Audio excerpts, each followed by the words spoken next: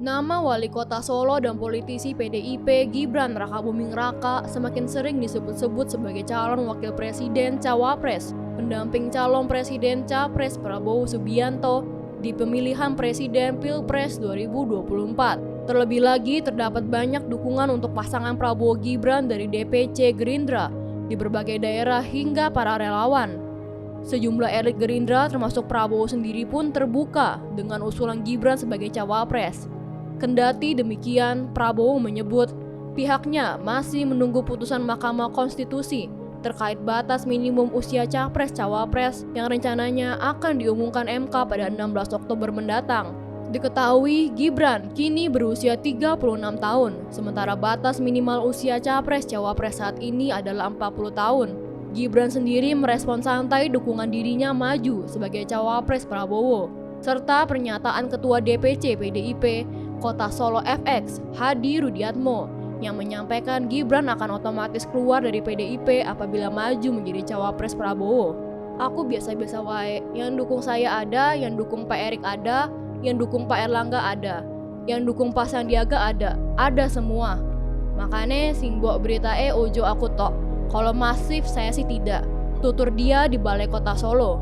Bagaimana jika akhirnya Gibran jadi Cawapres Prabowo? Pengamat politik Universitas Islam Negeri Syarif Hidayatullah Adi Prayitno menyebut jika benar Prabowo Gibran dipasangkan, pencalonan mereka akan jadi gempa bumi politik terbesar di abad ini. Ya, jadi gempa bumi politik terdahsyat abad ini.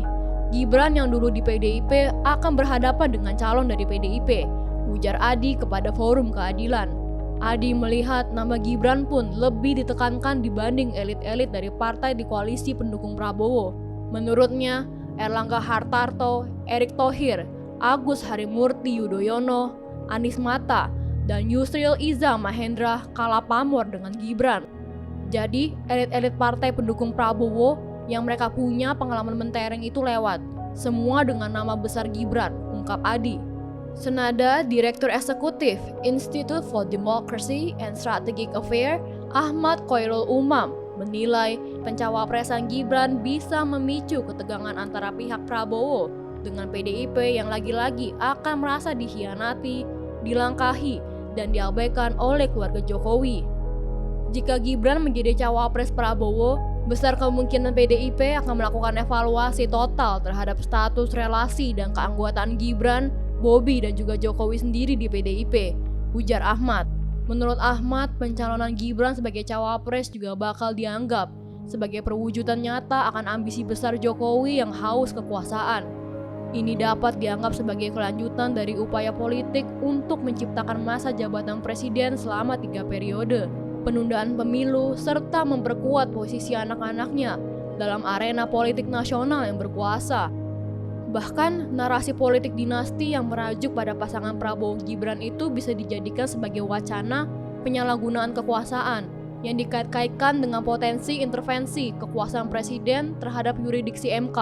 Jika PDIP tersulut, lalu berkoordinasi dengan partai-partai koalisi perubahan yang menjadi rival kekuasaan saat ini, maka tidak menutup kemungkinan hal ini bisa membuka peluang bagi munculnya proses impeachment terhadap kekuasaan Presiden Jokowi. Ahmad juga menilai Prabowo Gibran berpotensi menyatukan semua lawan politik Jokowi, termasuk PDIP, untuk secara terbuka menantang pemerintahan Jokowi dengan mencoba mengalahkan Prabowo Gibran.